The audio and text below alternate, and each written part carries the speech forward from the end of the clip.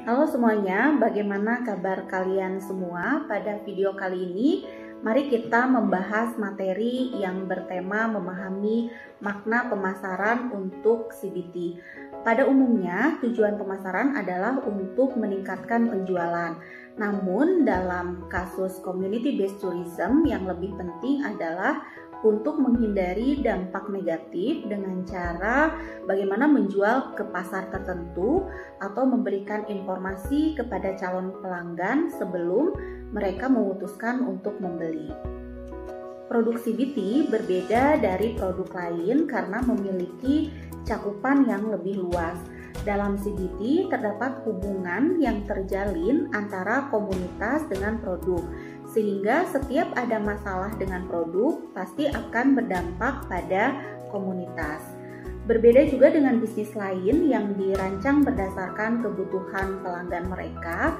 Pada CBT ini harus fokus pada kebutuhan dan kapasitas masyarakat karena akan sulit untuk memulihkan apa yang telah hilang atau hancur jika terdampak. Tujuan pemasaran CBT yaitu untuk menempatkan pariwisata berkelanjutan di atas pencarian keuntungan yang lebih tinggi. Pemasaran CBT pun tentu memiliki masalah yang harus dipertimbangkan.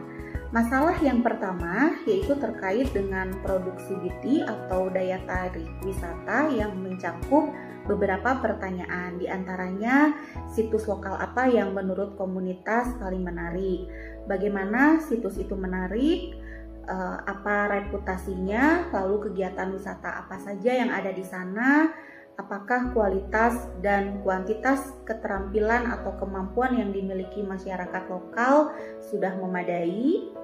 Kemudian layanan wisata apa yang disediakan oleh masyarakat, apakah masyarakat memiliki pusat informasi atau area pementasan yang dapat mengiklankan kegiatan wisata. Kemudian masyarakat harus mampu menjawab pertanyaan bagaimana CBT dikaitkan dengan pelestarian budaya dan sumber daya alam. Lalu menyusun pedoman pariwisata untuk praktik yang dapat diterima dan mengikutinya, kemudian membuat pengunjung merasa aman saat mengunjungi komunitas, lalu bagaimana komunitas terkait dengan rute perjalanan lain dan seberapa sulit atau mudahkah mengakses komunitas, dan yang terakhir yaitu wisatawan harus mengetahui kode etik yang dapat ditetapkan oleh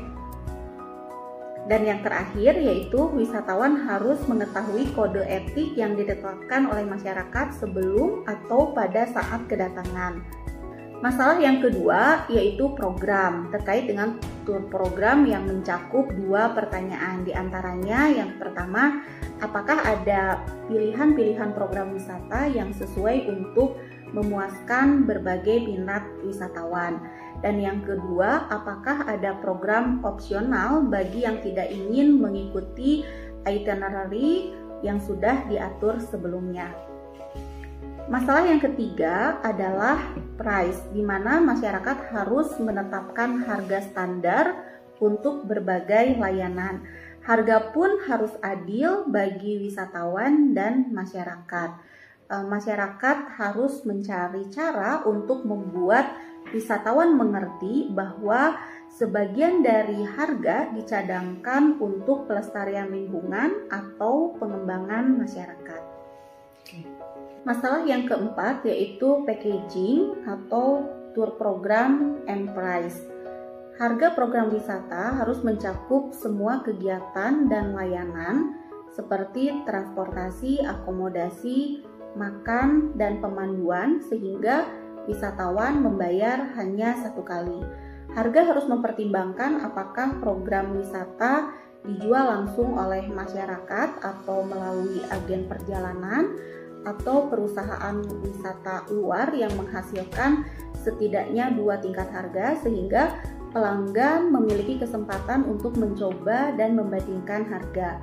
Harga pun dapat dibuat fleksibel untuk membuat pengecualian khusus penjualan seperti untuk anak-anak, pelajar, dan keluarga. Masalah yang selanjutnya yaitu people atau turis yang mencakup beberapa pertanyaan, diantaranya yaitu Yang pertama, apakah target pasar turis asing atau domestik? Lalu, akankah wisatawan mengetahui sendiri sebuah komunitas ataukah melalui perusahaan wisata? Kemudian, berapa ukuran kelompok maksimum dan minimum?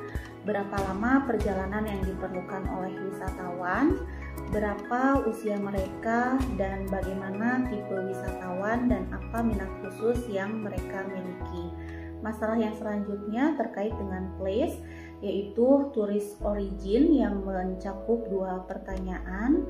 Apa saja negara-negara yang menjadi target pasar komunitas tersebut dan siapa pesaing untuk menjadi target pasar tersebut. Masalah yang selanjutnya yaitu advertising and promotion yang mencakup saluran pemasaran seperti media massa, dinas pariwisata pemerintah, atau dari word of mouth.